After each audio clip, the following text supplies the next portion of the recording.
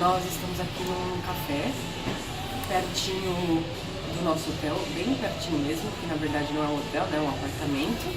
Dá pra ver ele daqui, por sinal. Então vamos olhá-lo.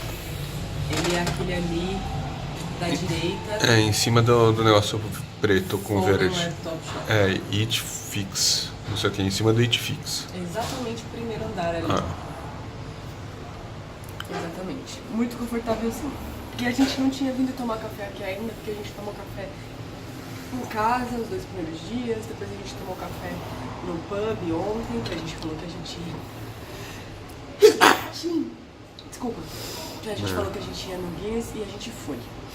Chegamos lá na fábrica da Guinness, que é um negócio gigante, e eles recebem muita gente. Tinha fila na porta, eu me senti meio numa fila de parque de diversão. E aí eles contam toda a história da Guinness, porque que a Guinness foi pioneira numa série de coisas. E... Sim, parece que eles têm um fermento que é guardado a 7 chaves, porque é um fermento que consegue fazer tipos diferentes de cerveja com o mesmo fermento, e parece que isso é uma coisa raríssima, assim, parece que só a Guinness consegue fazer isso. Então é tipo meio que segredo de estado, assim. E eles conseguem, a partir do único fermento, diferentes receitas, eles conseguem gerar muitas variedades de Guinness. Sim. Mas a Guinness clássica, né, que é a cerveja escura, também foi o que, enfim, levou eles ao sucesso, a serem conhecidos. Eles são uma fábrica do século XVIII, porque 1700 e pouco, né? Foi fundada em 1759 e parece que na verdade a cerveja escura não era muito comum naquela época, né? E eles se tornaram a primeira empresa que acho que só fazia essa cerveja escura, essa stout, né? Então fez um sucesso muito grande e foi uma mudança muito grande, porque na época você não tinha uma cervejaria que só fizesse, né? Inclusive na época chamava Porter, né? Não chamava Stout, porque era meio que a classe operária, né? Porter é tipo os carregadores e esse tipo de coisa. Isso. Né? E aí eles mostram como é que eles, todos os ingredientes, então como a cevada é importante e que eles usam a cevada maltada e não maltada e torrada. E aí eles mostram o processo de torra, eles têm muito orgulho de dizer que a torra deles chega em 232 graus Celsius, que um pouco mais do que isso queima. A cevada pega fogo, menos do que isso ela não desenvolve as características achocolatadas e mais caramelizadas da cevada. Aí eles contam também pra gente a importância do fermento, que o Chico falou. Falam também a importância do lúpulo. O lúpulo deles vem de diferentes países, República Tcheca, Nova Zelândia e tal. E que é importante para preservar a cerveja, né? A função principal do lúpulo é preservar, impedir que a cerveja estrague e que ela dure mais tempo. E consequentemente também traz bastante amargor. E ele trabalha bem com esse fermento específico aí que eles usam. E aí fala também da importância da água, que como foi importante a água daqui da região, que era uma água muito pura, e que ele assinou um contrato de 9.000 anos, é isso? Sim. 9.000 anos de aluguel para que ele pudesse ter o espaço onde ele construiu a fábrica, o Arthur Guinness, e ter acesso à água. Sim. Então foi um processo bem lento mesmo. E aí, hoje eles se orgulham de, enfim, exportar essa cerveja para o mundo todo.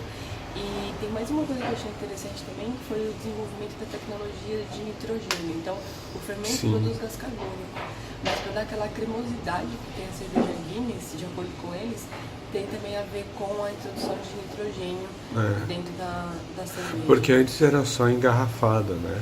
E aí, só que aí eles não conseguiam... Quando começou a ficar comum cerveja em chopp, né, tirada na hora, eles não conseguiam dar a mesma cremosidade, né, pro chopp. E aí eles desenvolveram, foi no século XX, acho que no começo do século XX, teve um matemático que trabalhou lá e que conseguiu descobrir essa fórmula do nitrogênio. E aí, adicionando nitrogênio, eles conseguiram dar essa cremosidade para a cerveja, né? Enfim, essa parte foi toda muito interessante e depois a gente Fui pra uma degustação, um tasting lá. Mas achei o tasting bem sem graça. Eles dão um copinho assim de... E eles não explicam direito.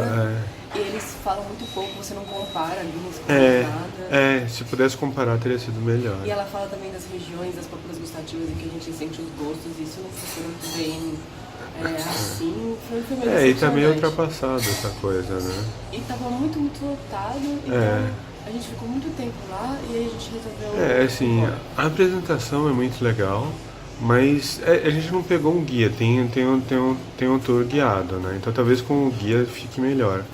Mas sem o guia parece que fica tudo meio jogado, assim, né? E os instrutores lá são horríveis, eles não sabem explicar direito, foi meio confuso, assim. Foi bem confuso.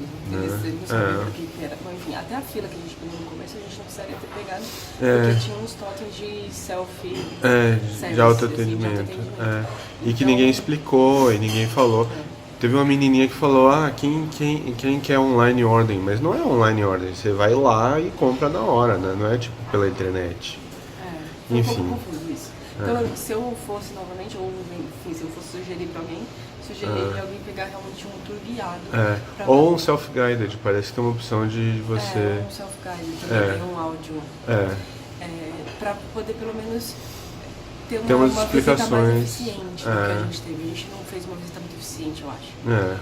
Enfim, saímos de lá, aí viemos já meio em cima da hora, porque a gente tinha marcado às 7 horas uma visita no Dark Night do Museu do Leprechaun. Darkland, na verdade. Porque a gente ia no Museu do Leprechaun de manhã, mas aí a gente chegou lá e encontramos o Leprechaun vendendo ingresso para uma experiência noturna do museu.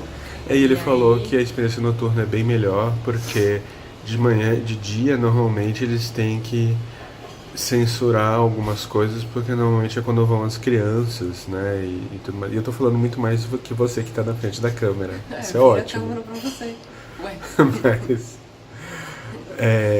mas enfim. E então ele falou que o tour da noite é mais legal porque aí eles não precisam se censurar, né? E aí a gente resolveu ir no tour da noite. E aí a gente tava meio em cima da hora, então a gente conseguiu jantar rapidamente num pub que tem ali do lado do museu do Leprechaun, e aí a gente foi às 7 horas na visita noturna. Então o museu fica todo escuro, e aí ele conta algumas histórias da cultura irlandesa, da cultura celta, desmistifica um pouquinho essa coisa das fadas bonitas e boazinhas, dos duendes e tal, e ele conta aí 4 histórias da cultura. O nome do monitor, inclusive, que foi quem vendeu o ingresso pra gente, então à noite ele tira o papel de monitor, e de monitor não, de vendedor de ingresso, e passa a ser o monitor, ele pinta os olhos até de preto, assim. E ele faz umas falas bem engraçadinhas, assim, parece muito um duendezinho. Ele tem um nome característico, né? Ele chama Nisha. A gente achou bem interessante, porque na hora que ele vendeu o ingresso pra gente, ele falou, vou escrever meu nome aqui, porque aí qualquer coisa vocês me procuram. Só que na verdade ele nem disse o nome dele.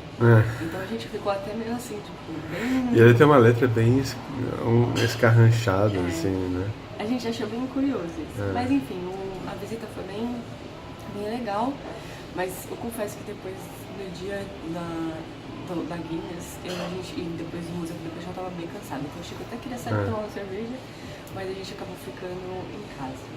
E hoje, tudo isso pra dizer que hoje os planos são, a gente tá aqui tomando café, mas na verdade já são meio-dia e a gente tá de férias, afinal de contas. E a gente vai pro Dublinha, que é uma espécie de museu dos vikings, né? Faz a conexão da cultura irlandesa com as invasões dos vikings e a ocupação dos vikings na Irlanda. Então é um museu grande, a gente passou lá na frente ontem, no caminho de volta aqui pro Museu do Leprechaun, e parece que é um museu um pouco interativo e tal. Então a gente tá com essa perspectiva de lá. E, mais uma coisa que eu queria dizer, é que apesar da visita da Guinness ser um pouco confusa, acho que vale a pena. Vale. E teve uma hora que o Chico subiu lá pro quarto andar pra ver os anúncios da Guinness, e eu fiquei numa espécie de lounge que tava tendo umas apresentações. E aí os garçons começaram a dançar sapateado. E aí eu fiquei com vontade de ver um show de sapateado, e aí eu pesquisei e vi que tem um show do Riverdance na próxima terça-feira. Então a gente comprou o ingresso pra ir no show do Riverdance na terça-feira, dia 12. Então a gente espera que seja legal também. É isso, chega de falar. Tchau. Tchau.